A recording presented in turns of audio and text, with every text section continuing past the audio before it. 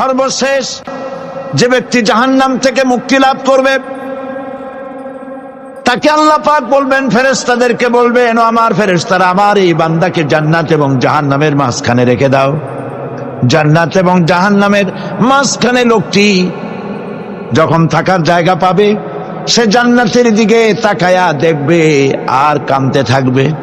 আল্লাহ পাক জিজ্ঞেস করবেন, বান্দারে, যুগের পর যুগ ধরে জাহান্নামে কেঁদেছো, আমি রব্বুল আলামিন জাহান্নাম মাফ করে দিয়া জান্নাত জাহান্নামের মাঝখানে রেখে দিয়েছি, আযাব থেকে তো বেঁচে গেছো, এখন কান্দো কেন? লোকটি বলবে, রব্বুল আলামিন কান্দি এই কারণে, জাহান্নাম থেকে মাফ করেছো, তোমার শুকরিয়া আদায় করি। জান্নাত তো আমার কপালে নাই, কিসমতে নাই, কিন্তু জান্নাত আমি এখান থেকে দেখতে পাচ্ছি, জান্নাতের সুঘ্রাণ আমার নাকে আসতেছে, কপালে নাই যাওয়ার। আমি কাঁদি এই জন্য, তুমি যদি মেহেরবানি করে আমাকে জান্নাতের দরজার কাছে একটু দাঁড় করায় দিতা, প্রাণ ভরে তোমার জান্নাতের দৃশ্যটা একটু দেখতাম।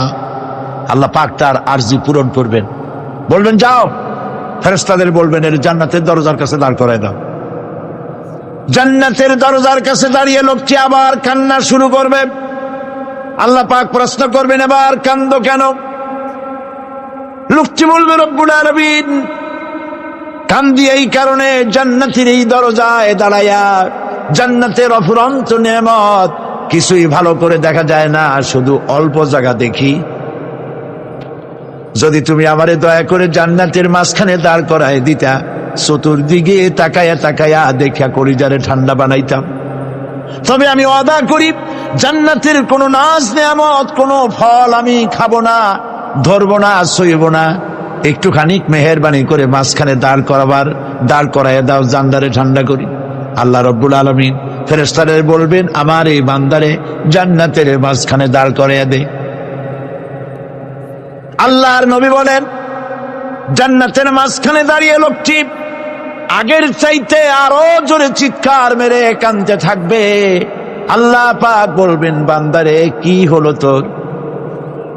দরজার কাছে আসতে চাইছি রে, আইনা দিলাম। আবার এবার মাঝখানে আসতে চাইছো, তাও এনে দিয়েছি, আবার কান্দো কেন?